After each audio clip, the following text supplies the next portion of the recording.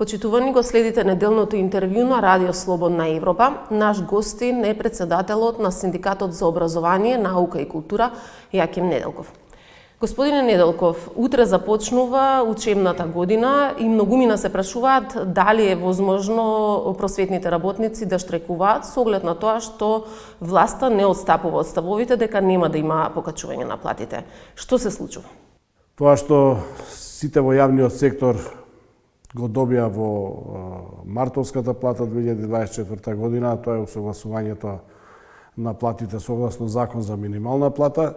СОНГ вообичаено или просветните работници вообичаено го добиваат во септември, значи во законскиот рок од март до септември, во рок од 6 месеци треба да се согласиме и очекувањето на сите вработени во дејност основно и средно образование е да се покачат платите или усогласат, уште поточно кажано, со септемвриската плата. Колку се платите во образованието, во основното, во средното и колку би значило тоа покачување всушност?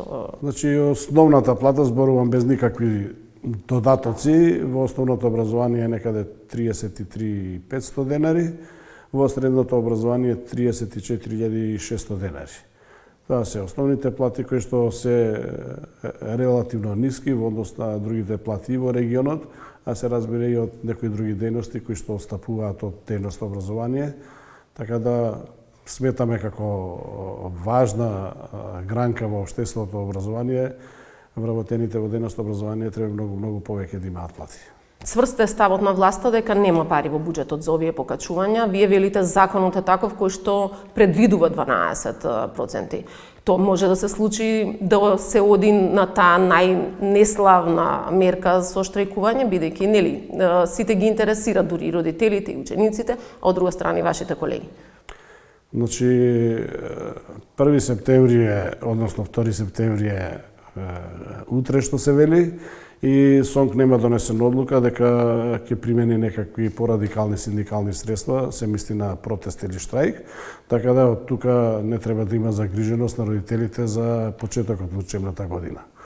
Ние, така како што и претходно најавивме, ќе бидеме и сме конструктивни како социјални партнери со Министерството за образование и со владата и очекуваме до средината на септември некаде да ги заокружиме преговорите или договорите во однос на зголемување на платите. До каде може да одат одстапките всушност, бидејќи вие барате и усогласување со минималната плата? Сега нели тоа се преговори во кои што можеби и вие ќе одстапите од некои барања? Тоа се 12% зголемување на основната плата на вработените во дејност образование и ние тие ги 12% ги бараме согласно закон за минимална плата и тука нема ништо спорно.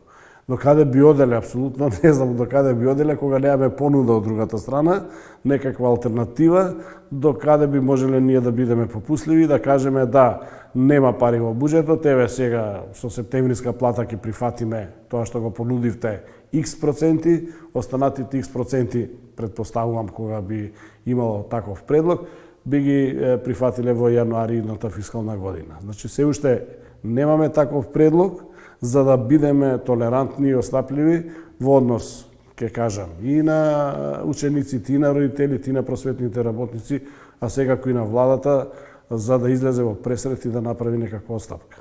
Како едно од вашите барања е и подпишувањето на колективниот договор. Дали имате некакво информации, дали би можеле да се подпишат со оглед на тоа што се веќе изработени? Така е, ние со минатата власт и раководството на Министерството за образование веќе изработивме предлог колективни договори, кои што впрочем беа и на јавна расправа. Тие не ги подпишавме од две причини. Првата и најголема причина беше што во меѓувреме СОНГ му помина или му истече решението за репрезентативност. Меѓутоа, Комисијата за репрезентативност вршеше обструкција и не се состануваше. Пред себе, немам зашто да кријам, би истакнал дека Сојузот на синдикати на Македонија, кој што би требало да се грижи за вработените во државата, правеше обструкции и не сакаше да доаѓа на комисии кога имаше докажување на репрезентативност. Од таа причина, тоа беше најголемата причина за непродолжување на преговорите и подпишување на колективните, а втората причина беше финансиските импликации кои што ги повлекуваат овие нови колективни договори, за кои што сметав дека во тој период можеше и да се изнајдат средства, многу слично како што се изнајдува преку ноќ средства за финансирање на високото образование и науката. Каква е состојбата во дел од општините веќе се носат одлуки да се намали бројот на ученици во паралелките? Ова е навистина многу сериозен проблем кој што треба заеднички да го решаваме и веќе почнавме да го решаваме и со претходната власт, и со претходниот министер и секако и со новиот министер за образование и наука, министерката Јаневска. На сите ни е јасно што се случува во Македонија, пред се децениска бела чума во Македонија, дополнително еве веќе скоро деценија масовно иселување или миграција не на поединци, него на цели семејства. Наспроти тоа, вработените се тие кои што мора, дали за 5 деца или 25 деца, мора, односно ученици, мора да има наставник. Од таа причина ние разговаравме со Министерството за образование, една од мерките кои што се предвидуваат е да се успори трансформација на работни договори кај вработените. Тоа значи секаде онамо каде што е релативно мал бројот на ученици во паралелка да се успори и да по природен пат на некој начин со самото одлевање или одење во пензија да се формираат паралелки како никој не би останал технолошки вишок. Тоа е една работа, втора работа е секаде онамо каде што се остава простор, каде што има вишок на фонд на часови, а наставници од други училишта во истата или соседната општина, значи да се префрлаат наставниците. Имаме и статистика во однос на соодност пропорција помеѓу ученици и наставници. Кај нас во Македонија некаде 1:9. Просекот во Европската Унија е 1:19. Значи имаме скоро, односно дупло повеќе вработени во однос што математички би испаднало како пропорција. Тоа не значи дека дупло вработени се вишоки треба да си заминат дома. Со оглед на тоа што имаме рурални средини каде што за неколку ученици мора да доаѓаат наставници, особено од 5 до 9 каде се предметни наставници, буквално испаѓа дека имаме повеќе вработени него ученици. Да, има и разлика во предметните наставници. Во дел од предметите нема, обично се математика, хемија, по тоа што можевме да видиме, а во задел има. И сега има и недостаток и запишување на факултети, што е еден процес кој што би требало некако да се реши за да нема недостиг во едните. Вие би се согласиле некаква, консултирани ли сте досега за некаква политика како би се водела ова? Да, дефинитивно сме разговарале, споменав и со претходната и со оваа власт. Меѓутоа, да, и тоа е веќе констатација дека одредени наставни предмети веќе немаат наставници. Тоа ќе треба веќе во високото образование. Тоа веќе во високото, еве министерката спомена, претходно и министерот за образование спомена дека ќе се субвенционираат, односно ќе има стипендии за ученици, односно студенти кои што се запишуваат на педагошките факултети за одредени наставни предмети. Значи, тоа е еден од чекорот каде што ќе ги мотивира средношколците, матурантите да се запишуваат на педагошките факултети. Имаше некакви предлози од минатата власт некои наставни предмети да бидат повисоко платени во однос на други недефицитарни наставни предмети. Морам да признам дека тоа е многу опасна работа, што еве ние како синдикат пруживме отпор на таквата идеја.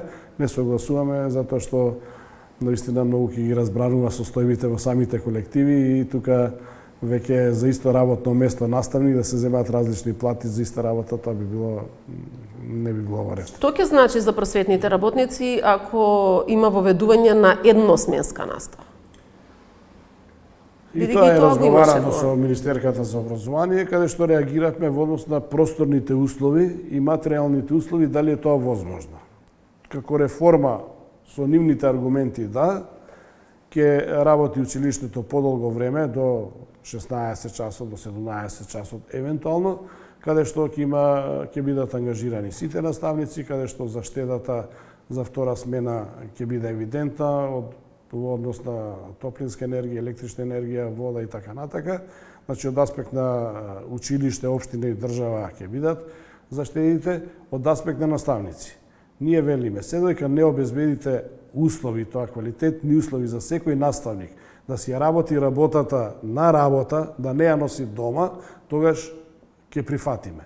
Во случај да нема коректни услови за работа и во една просторија 20-30 наставници да седат, да прегледуваат писмени, да прегледуваат контролни, да прават подготовки за идниот ден, тоа е невозможно. Значи, таа работа колегите и колешките си ја носат дома и во собствени услови си ја работат работата.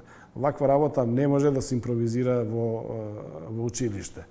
Имаме видување на министерката, образложение, да, се додека не се создадат услови, нема сите училишта да бидат едносменски, особено тоа што ми дава за право да изразам позитивно гледиште во однос на оваа реформа е тоа што дел од наставниците кои што ќе немаат полн фонд часови, дополнително ќе бидат ангажирани во еден период од денот, каде што ќе работат со учениците на слободни активности, на воннаставни активности, така натака и така натака. Па така би можело да се реши прашањето и да се решава прашањето на евентуален технолошки вишок. Исто така меѓу реформите кои што се споменуваат и во програмата, па и сега е менувањето на концепцијата на образованието. Тоа беше еден процес кој што беше воведен од претходно. Докаде и дали би можело сепак да се спроведе одново и поинаку сето? Па очигледно таа концепција најде на многу реакции, концепција која што дури не сум сигурен и сметам дека почна да се применува без некои цврсти законски одредби во Законот за основно образование, така да мислам дека тука нема сериозен проблем за да се направат корекции на оваа концепција. Да, веќе некоја генерација која што почнала да работи по таа концепција и на половина пат не може да се врати на конзервативната Пак има некакви импликации кон децата и кон учениците, бидејќи многу промени нив кога им се прават не е баш и за нив лесно. Од друга страна и вие како просветен кадар би требало да се прилагодите повторно на новите концепции. Затоа е прашањето дали би можело сето тоа да се стопира. Така, сметам дека враќањето на старо со некомбинирани наставни предмети, односно со сами, како наставни предмети, како историја, географија и така натака, ќе има подобар резултат и подобра квалитет во наставата. Дополнително се ослободува простори за оние воннаставни активности, што рековме, да бидат као комбинација на старата концепција со ова сега што се предлага и мислам дека еден микс може да доведе до добра организација на наставата. Актуелна беше изјавата на министерката за финансии, каде што ги критикуваше висината на платите на културните работници, ги споредуваше токму пак со образованието. Како ја коментирате оваа изјава, бидејќи таму беше искоментирано дека актерите имаат превисоки плати, кустосите имаат, возачите во овие институции како помалку битни отколку останатите? Па јас би искоментирал многу кратко дека нивните плати се во ред, платите на наставниците и вработените во образованието се ниски. Од тука, нас во образование ни е мотив да ги достигнеме платите во дејноста култура. Дејноста култура е исклучително важна дејност за Македонија, за секоја нација, впрочем, така да апсолутно не се високи платите или превисоки во дејноста култура. Жал е што платите во образованието се ниски и таква компарација е на штета на образованието, не на културата. Ова беше кажано сепак во контекст на ребалансот на буџетот, изгледаше како да ќе се скрати платата на овие вработени во културата, дека ќе се даде на образованието. Значи, имаше неколку обиди во изминатиот период од претходната влада да се скратат платите, односно да се направи нешто што е спротивно на колективниот договор кој што ги регулира платите. Апсолутно тоа е невозможно, бидејќи платите се регулираат со колективен договор. За нешто да се смени треба да има согласност од двата партнери. Јас сум еден од подписниците на тој колективен договор за култура и никогаш нема се согласам на штета на работниците да се направи некаков анекс или измени на колективниот договор. Така да реков, нас мотив ни е тој колективен договор и нашата цел е да стасаме со платите по сите работни места, од најниското до носител на дејност, да ги стигнеме платите во културата. Инаку, да не заборавиме, со децении вработените во дејноста култура беа заборавени од општеството, има исклучително ниски плати. Сега неколку години мрднава од најниската точка на плати и сега не знам која е таа завидливост кај луѓето да коментираат дека имаат високи плати. Ви благодарам на гостувањето. Благодарам и вам на поканата. Почитувани, го следевте неделното интервју на Радио Слободна Европа. До гледање.